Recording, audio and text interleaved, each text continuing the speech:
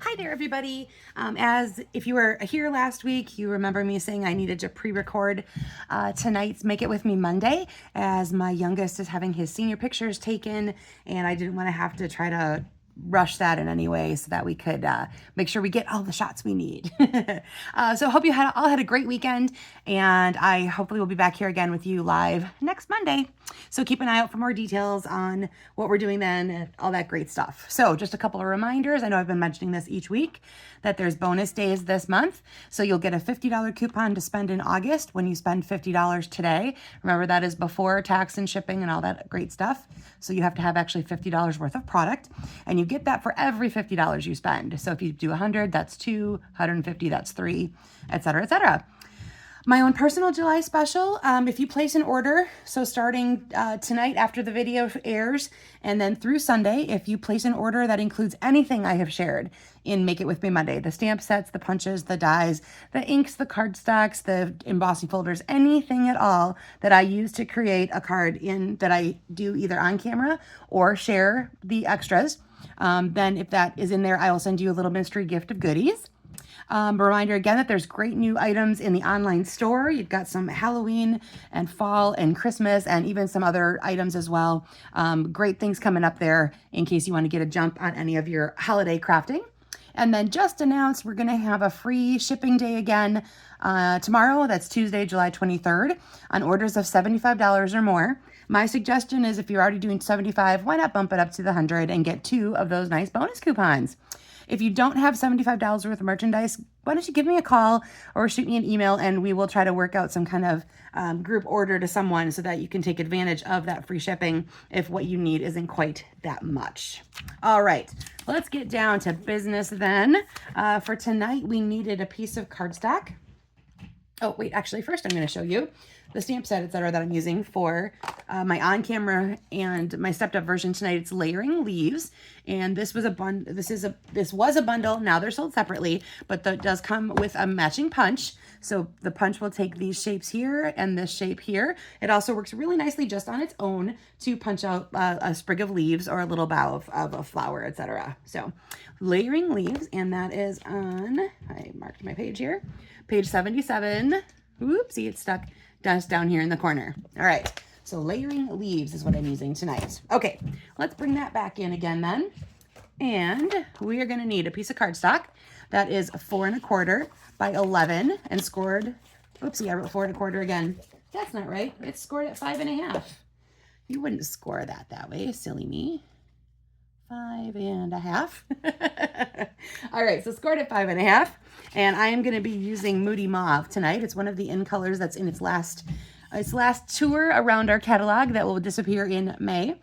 All right, then I needed 2 pieces of designer series paper that are each 1 1/2 by 3. We're going to use them vertically. So if you have something that's a directional image, make sure that your 1 1/2 is the width and the 3 is the height.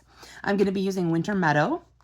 And then a neutral circle that is 2 1/2 by 3. And I'm going to start showing you symbols with circles, and then I'll show you how you can change that up as well if you don't have circles that are the right size, or you don't really want to have a shape of a circle. I cut mine out using the Stylish Shapes dies. All right, then you want to have some narrow ribbon or twine. I pulled out the jute twine that matches those in colors. You get all 5 together in a pack. So here is my Moody Mauve one. And then some images and phrases that are going to fill your neutral circle piece. Okay, so let's start out with that. Let's grab that neutral piece. Let me get this out of the way. Okay, so again, my images come from layering leaves. And I buried my ink pads. There we go. I'm going to be using Shaded Spruce for my leaf and Moody Mauve for my phrase tonight. So I already have my stamps mounted. Let me go ahead. I'm going to start with the Moody Mauve phrase because I want that to be centered, and then I can place my images around it however I would like. Okay, I'm going to hopefully get this centered again. If I'm not looking directly over it, I know it'll be close and it'll be good enough for what I need to do. All right, so there is my thinking of you. All right, set that aside. Now I'm going to go ahead and add some leaves around just randomly in all kinds of different directions, but I am going to be making sure I ink up each time, because if I decide to stamp off like that, there might be parts that are still some full strength or not quite right, and we just want to make sure, I want to make sure anyway, that I have a good image going when I do this all the way around. All right, we'll do a little one like that, and then I think I'm going to take one just like that. All right, so there we go. I have my leaves going all the way around my thinking of you image. Move that out of the way again. All right, so that is all set. Let's go ahead and take those pieces of designer series paper and your twine or your ribbon or whatever you're doing. Now remember, if they're directional, make sure they're facing the correct direction. Now you can decide if you want to just wrap something around. So if you just want to leave it nice and flat, you can just wrap it around. Or if you wanted to go all the way around and then tie a bow or a knot, you can absolutely do that. If you have something super thin like linen thread and you want to do it a couple times around, feel free to do that. You're going to do one of them where that ribbon or twine ends up at the top, near the top, and one where it ends up near the bottom. All right, so I am just going to do mine flat to the surface, I believe here. I just need to grab my scissors and measure out about what I need. I just need enough to be able to wrap around to the other side. So I'm going to go ahead and cut just about that much and then cut it twice because I have 2 of them. All right, then I'm going to grab my glue dots and I'm going to add, whoop, I don't need both of you right away. Let go. It's like those monkeys. Remember that little barrel of monkeys game? I believe I just kind of made my own version of that with my twine. All right, so I'm going to grab a glue dot on the end of this part here. Whoops, maybe that one's being stubborn. There we go. And again, one of them is going to end up, I think I'm going to use mine this way. It's going to end up kind of near the top. And then I'm going to drag that to the other side. Get myself another glue dot stuck on my jute twine. Making sure it's pretty tight. Now again, your DSP is a little bit flimsy and flexible, so make sure you're not bending it too much or anything like that for when you're going to want to put that back down on some cardstock. All right, let me do the other one. Whoops. And of course, the beauty of this, if you're not actually, since I'm not actually live, you can fast forward through the boring part. Where usually you have to watch me do everything live. All right, so that one is settled near the bottom. Gonna go ahead and grab another glue dot. And remember, my other trick for sometimes that I like to use on this is if I would have just wrapped it around, you'd just put a piece of scotch tape across there and you're golden. I sometimes like to use that as well, but the glue dots were handier, and there we go. Okay, so remember, one near the top, one near the bottom. Now go ahead and grab your cardstock base. So again, mine is Moody Mauve. I'm gonna go ahead and burnish that score line so we have a nice crisp cut. Now our basic layout is going to be the one near the bottom is going to be here with your ribbon near the bottom and your ribbon near the top.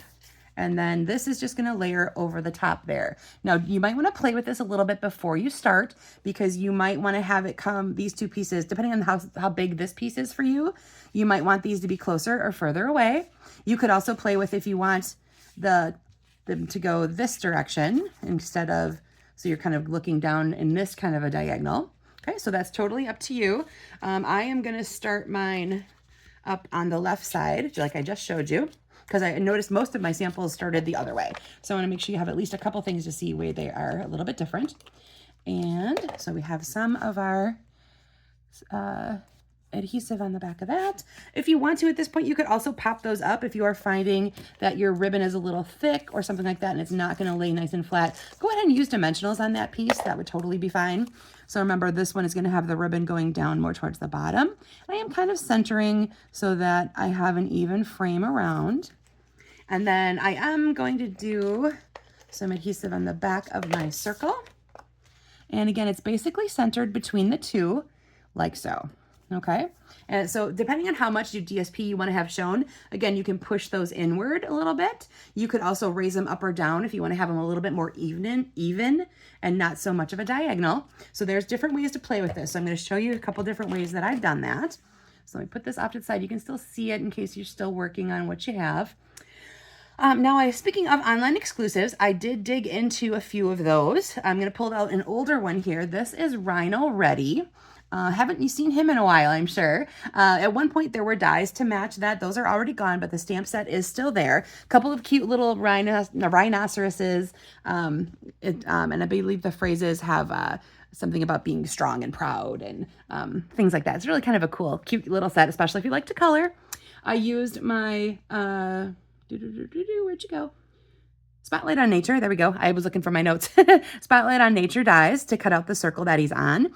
This is actually, the grass is actually one of the stamps, but it's outlined. So I went back in with my blending brushes, or not blending brushes, I'm sorry, my blends in Granny Apple Green to fill in some of those for you. I've used the fern embossing folder in the background here. This is the baker's twine. It comes in multiple colors in the pack, and I just frayed it once I had it tied in the knot so that there are these little strays hanging around. Let's see, fern embossing folder. And as you can see, I added layers to both the DSP pieces and here to break it up. And I really like the way the black pops through on that Granny Apple Green. Now this designer series paper comes from Flowering Zinnias. It's one of the only ones in there that really doesn't have the flowers on it. It's just big leaves. And I thought that worked out really nicely for this whole jungle feel that we have going on with this rhinoceros. All right, this is another new one. He is called Playful Ghosts. And obviously you can see it's a Halloween set. It's one of the new online exclusives.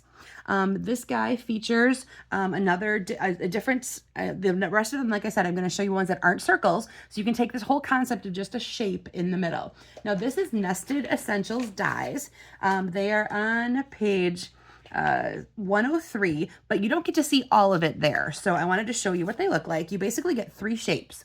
So you have this kind of like a pennant, and then you have these rectangles, but they have rounded corners. And then this really kind of cool marquee looking focal point image.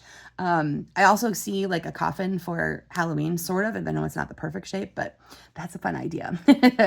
So as you can see, they all layer inside of each other. So like you said, nested, you can use the different shapes to fill in different layers. And they do all have that little dot stitching that they leave around the edges. So I used 2 different ones, one to cut out a layer for my ghost, and then another one out of the, this again is Flowering Zinnia DSP.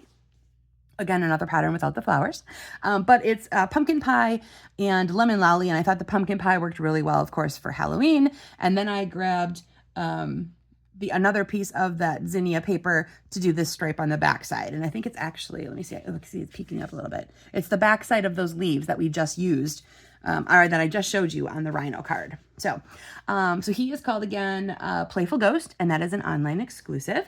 And then this is actually the white baker's twine, but I took my, my lemon lime twist blend and I colored my, baker's twine into that lemon lime twist color then, so it blended in a little bit nicer. Okay, here's another one with a different shape. These come from the Countryside Corners dies. They are all that that shape with this little cut in each of the corners and of varying sizes. So again, they're a really neat one for nesting different images and layers and things like that, so you can do different colors behind. This is all kind of a Misty Moonlight layout. So this is, of course, the Misty Moonlight cardstock, but I did pull back out that boho blue from the jute twine, and it blends in perfectly with this Misty Moonlight layout here. Again, this paper comes from the Winter Meadow. There we go. The same one I used on my sample here. It's another piece from there with these wintry snowy trees. And then I pulled out the Sparkling Snowflake set, and I added a few snowflakes to that. It'd be a great tag as well if you did just this and put the twine up there to hang with. It'd be a great way to do a quick little Christmas tag for your packages and presents. All right, and the last one I'm going to show you, I did again a little bit differently. I used a die cut shape, and I added an extra piece for my phrase because I didn't really have a nice way to incorporate that into here. So this is from the Country Woods Designer Series paper. That is absolutely one of my new favorites. I'm going to have to keep reordering that for sure because those colors look so neat together, and I love the rustic-y look to it, which is funny because it's really not normally my kind of a thing, but I am loving the Country Woods Designer Series paper. So this is Autumn Leaves. There's a stamp set with a matching die set, so I stamped and die cut the leaf part, and then I die cut out of Basic Beige just the what would you call that? I want to say webbing, but I know that's not right. But the webbing of the leaf, so to speak, and laid it on top. It looks a little bit different than you might think, but I kind of like the way that turns out. And it's the way that the die is made, is that you have those 2 pieces separately. So if you can still put it behind, but you would lose all of that ribbing. Is that what it's called? All right, somebody comment and let me know what I'm trying to say here because I know it's something. And I used my linen thread here. You can see I wrapped it around my DSPs, and then I also added a bow to this part here. All right, so let me go back in and share again. So I did different layouts left and right. I added layers on a few of them, different shapes, and of course, extra layers and embossing folders and things like that. Really kind of dress those guys up. All right, let's go back to the on-camera sample that I made, and let me show you how I stepped it up. Again, I basically flipped the orientation. I added a layer of cardstock behind the DSPs. I switched this to be using the deckled circle dies, and I also changed the stamp I use out of there. This one is a 2-step, so you can take either of these two, and these leaves will fill those in. So what I did is I stamped it first directly in shaded spruce, and then I inked this up and I stamped it off once so that it appears lighter inside my other leaves that go around. I also used my blending brush to add some of the mauve ink to the background. And then I stamped and punched out one extra one to give it a little dimension that's just stuck onto the circle. I added a bow, of course, over here from my twine that I then wrapped around those in a knot. And I have a layer of tone on tone there with the distress tile embossing folder. So lots of different changes there, but very basic and simple ones that you could do. Change up how you're using your ribbon or twine. You change up the direction. You'll notice on some of these, they're a little closer to each other. Some of them are further away from each other, depending on how much of that DSP you want to see and how much of it you're using as background. So layers to either of those pieces, any of your pieces that you have in the middle. Lots of ways to change this up.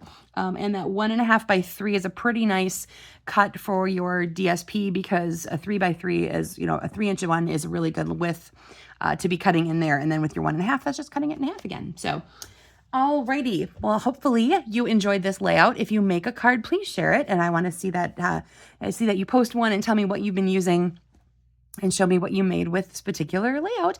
Remember, it doesn't have to be current Stampin' Up! Stuff or anything like that. I just want to see what you're playing with. Let's get creative together and let's share and enjoy inspiration from each other.